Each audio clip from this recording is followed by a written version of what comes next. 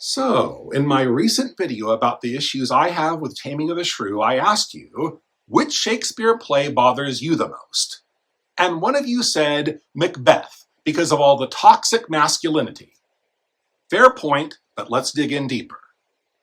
Hi, I'm Mark, actor and playwright, and on this channel we break down the old plays, the big ideas, and why they still mess with us today. So, does Macbeth really promote toxic masculinity, or does it rip it apart? Lady Macbeth has maybe the creepiest pep talk in all of drama. Come, you spirits,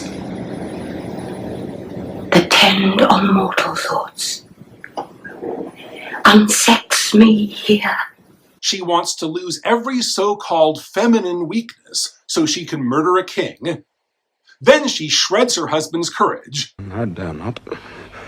Infirm of purpose. In other words, be a man.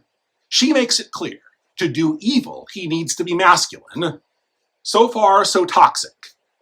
But here's what's brilliant. Macbeth listens, and the more manly he tries to be, strong, ruthless, dominant, the more monstrous he gets.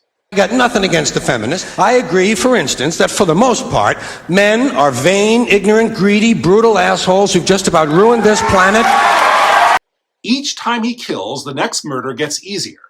He wipes out friends, allies, families, until he's numb. There's nothing left. He becomes the ultimate brute, and he loses his soul.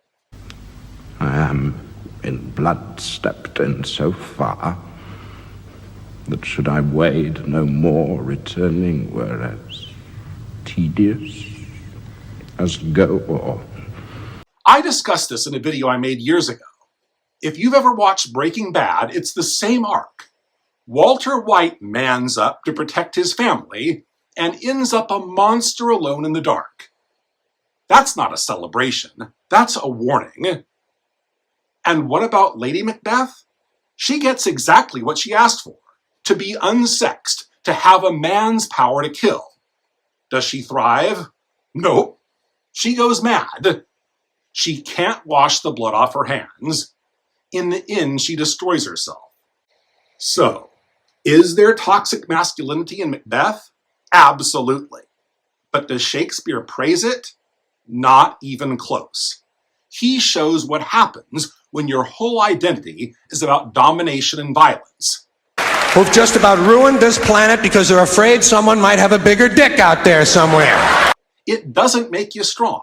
It hollows you out. That's the tragedy. And that's why we're still talking about it 400 years later.